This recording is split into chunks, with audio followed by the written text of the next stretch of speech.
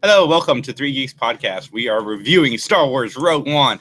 None of us have talked about this movie until right now. We're going to come into it very fresh and have a... Jason's a fucking Star Wars Nazi for like 35 minutes. Yeah, Max got out of his car. I'm like, don't tell me what you thought of it. Shut the fuck up, you fucker. That's what he said to me. He's like, you fucking dumb fuck. I'm not going to do our normal plugs. I do want to say that...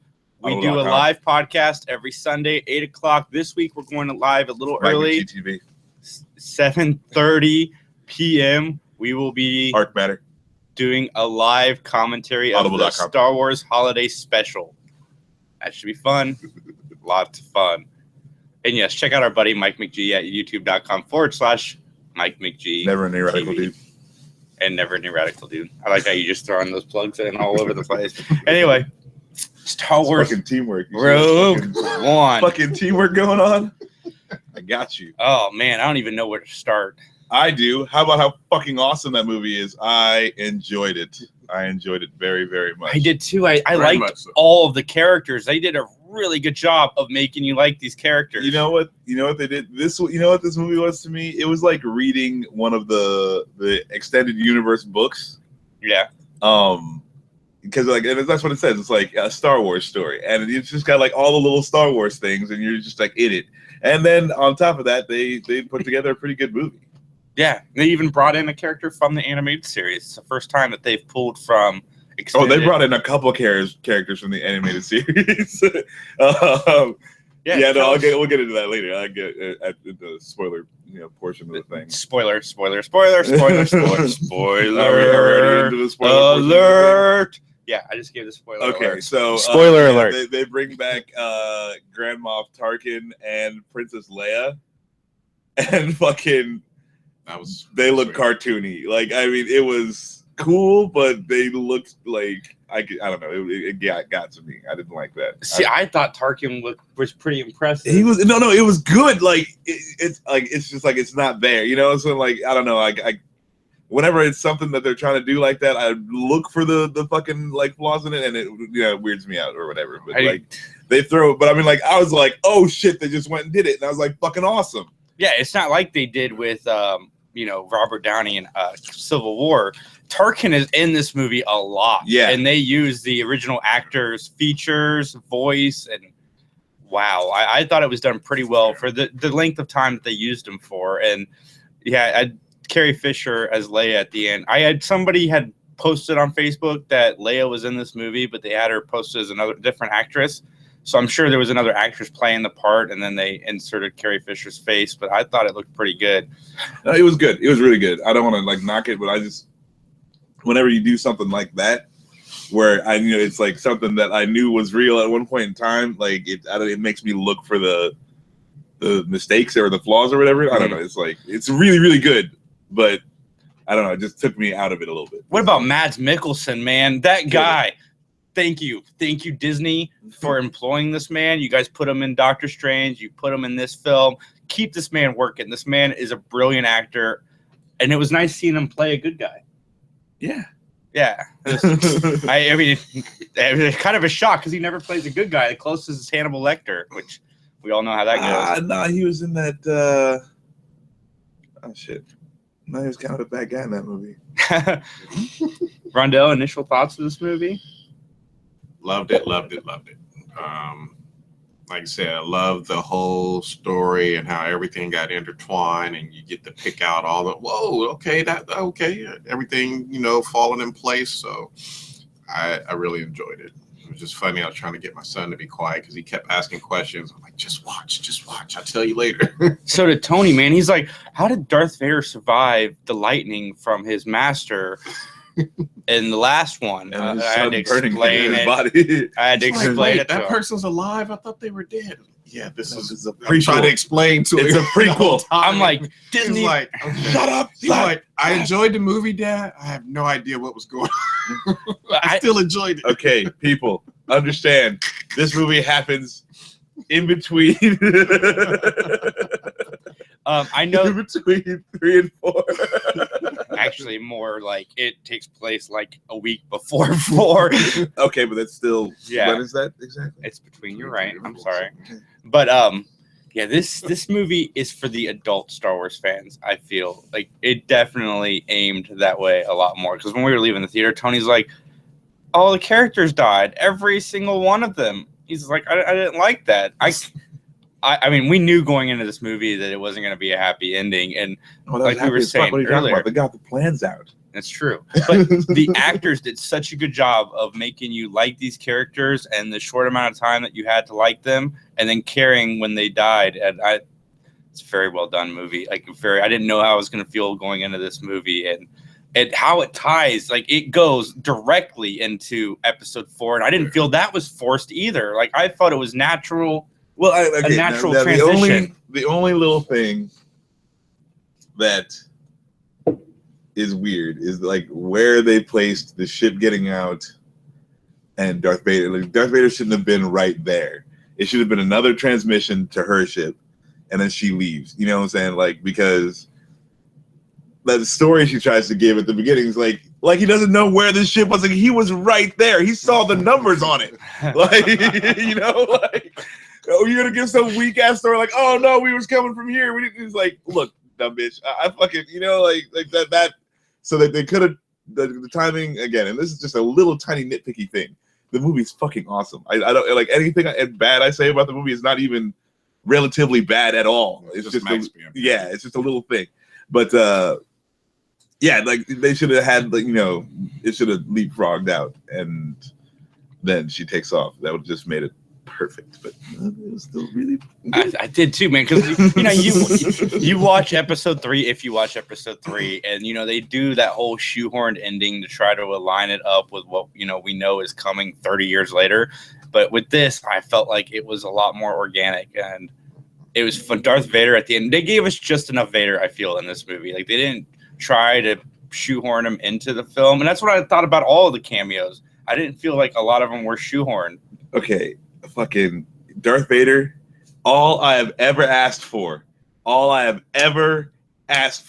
is you show me why motherfuckers are afraid of Darth Vader.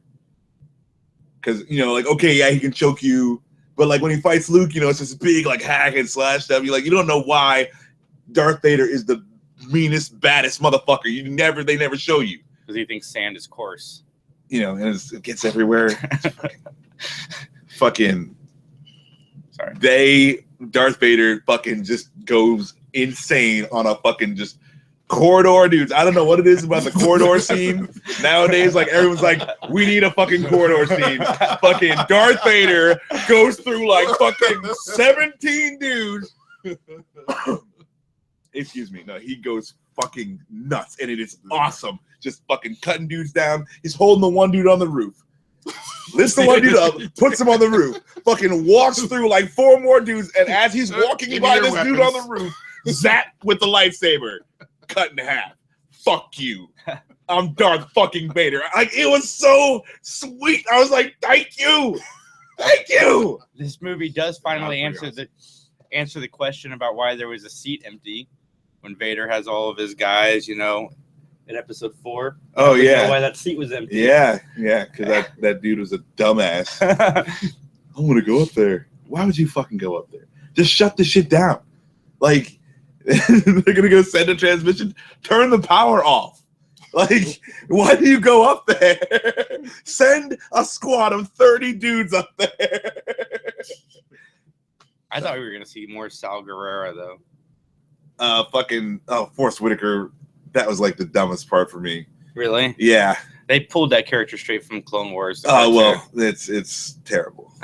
It's a terrible character. I don't know if it was just like the way. I don't know. I didn't like what Forrest Whitaker was doing. That that's the only thing I really didn't like. Yeah, I would say of the whole movie, that was probably the weakest point. Disappointed to say about Forrest. Yeah, you know, I'm like he went for it. You know, I just don't think it was good. But he did. You know, like. I don't know, because like they had that whole fucking Vader deal going on where he's like fucking puts the shit back like fucking cyborg man. I don't know, it's fucking Jimmy Smits is back. Yeah, the Smits. You can't have a blockbuster movie without the Smiths. This is definitely Disney. Like, okay, I know there's other prequels, but now we got this prequel. So watch this one, kind of just. You know, that is true. It's like a snub. It's like, look how we would have done it. Like, fuck you. You know, like, George Lucas is a dumbass. Fuck you. Hey, he came up with the whole thing. I love George Lucas, but you was fucking up, George. They did show you up just now. Just saying. Just throwing it out there. They fucking totally. They did it right.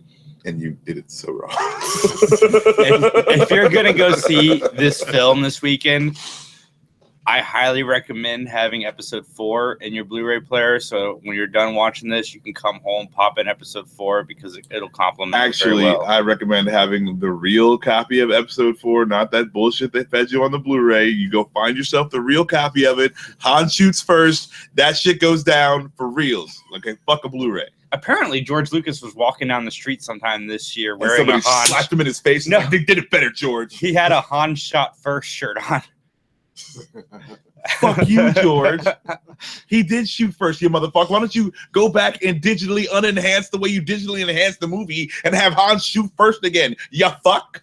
All right, so I want to do this 2 ways because as nerds, we always like to compare everything to each other. It's what we do. Well, so I'm going to ask you guys out of 10 what your score was, and I'm going to ask you if you like this better than Force Awakens. Rondell, what was your score out of 10, and do you think that this was a better film than Force Awakens, or?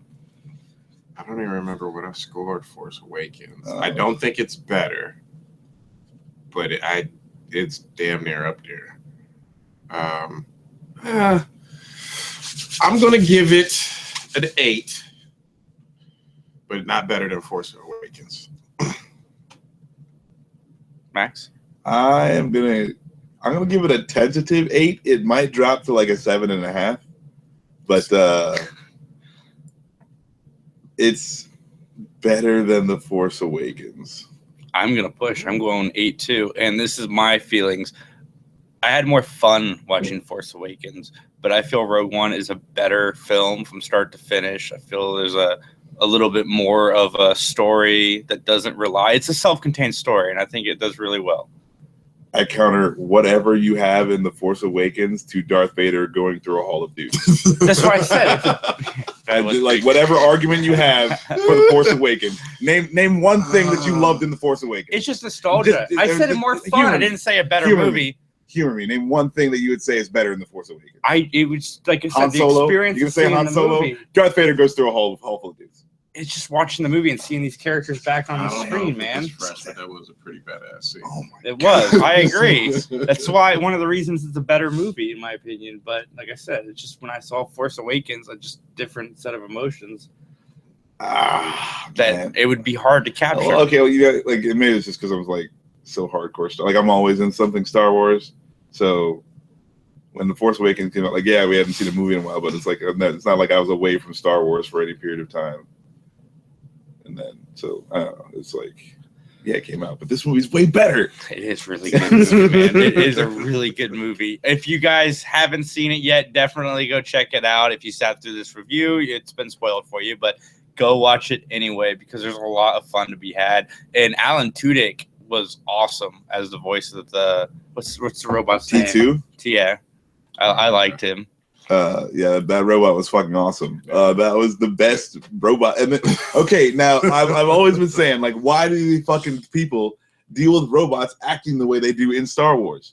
And for once, just once, they're like, yeah, he acts weird because he's not supposed to be how he is, and that's why he acts weird. So I love that. I was thank you. That's all you needed. One little line in there. That's why this movie has fulfilled in me so many little Star Wars things that have always bothered me. Why would you keep these fucking droids around? They never do what you tell them to do. Yeah, that was one of the reviews I saw was that it did fill some holes in the other trilogy, like questions, like you just said. But C-3PO and R2-D2 had short cameos. I don't even care. Darth Vader went through a hall full of dudes. I mean, yeah, okay, but like in the face of this other super badass droid, you're gonna throw fuck C-3PO. That guy sucks. Yeah, K2's badass. Second favorite droid. I mean, yeah, it's like R2-D2, then this one, then BB-8, Yeah. and fucking then any other droid in the movie, and then C-3PO.